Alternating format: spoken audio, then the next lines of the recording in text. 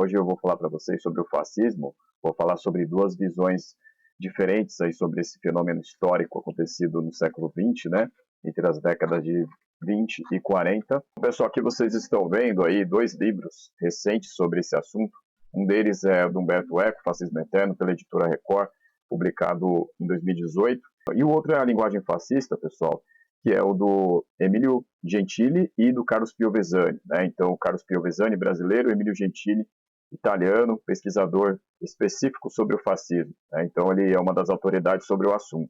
Então, por que esses dois livros, pessoal? Porque a gente tem aí duas visões diferentes, tá, sobre esse tema, e a gente vai falar um pouco sobre isso aqui. Estão aí os dois, né, pessoal? Então, aí na esquerda do vídeo de vocês, estão vendo Humberto Eco, escritor consagrado, diversas obras reconhecidas como O Nome da Rosa, também tem o Baldolino, e antes de morrer ele escreveu Número Zero também, outro livro aí de literatura, mas que mexe bastante aí com a questão da ficção sobre o fascismo também, né?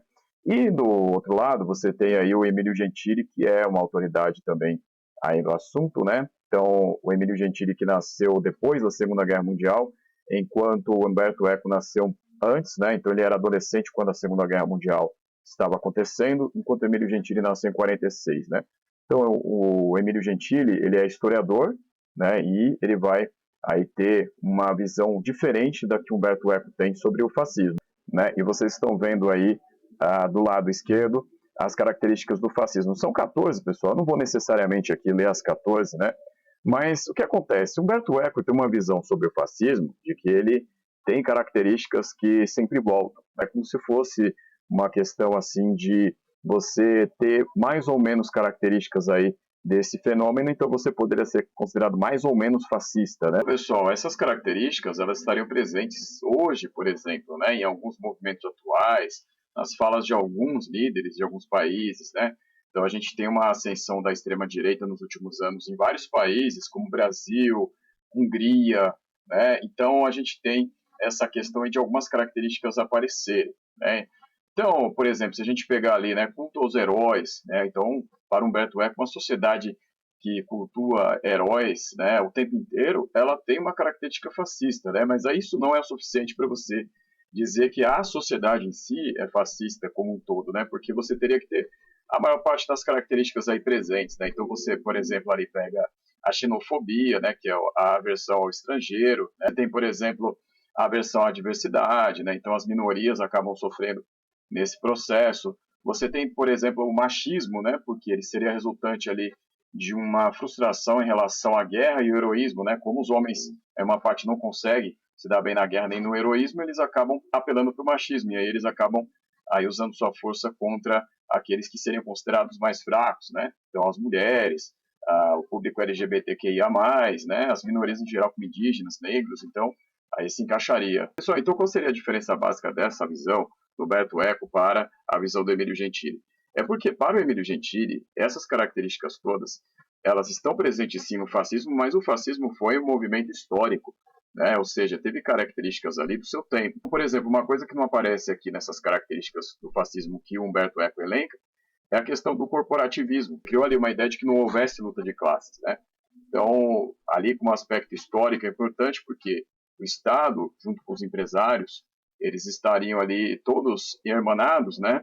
Numa situação de comunhão contra a luta de classes, né? Então, existe uma aversão à luta de classes aí no fascismo, né? O que ocorre? Você tem lá os fasci de combatimento no jogo político italiano desde os anos 20, né? Do começo dos anos 20 ali, e eles vão tomar o poder, né? Ou seja, eles vão ser guiados pelo Mussolini, que seria o grande intérprete desse movimento, né? Ou seja, o grande líder, né? E aí ele vai encarnar essa questão aí de que você teria que combater, né, toda a esquerda, você teria que combater todo o movimento comunista, os anarquistas. Por quê? Porque o Mussolini, ele sabia do poder, né, desses setores, porque ele mesmo tinha sido um socialista no passado, né? Então, isso no livro do Emílio Gentili, né, no capítulo que ele escreve ali junto com o Piovesani, né, o Piovesani um capítulo e ele outro, fica muito claro, né, porque o Mussolini quer combater, né, qualquer ameaça ali que tenha essa união das classes, né? Então, os socialistas, os comunistas, eles representariam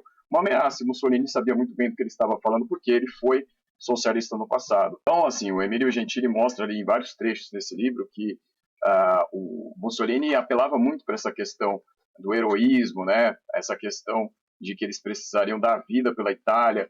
Então, o que ocorre? Isso é muito daquele movimento, né?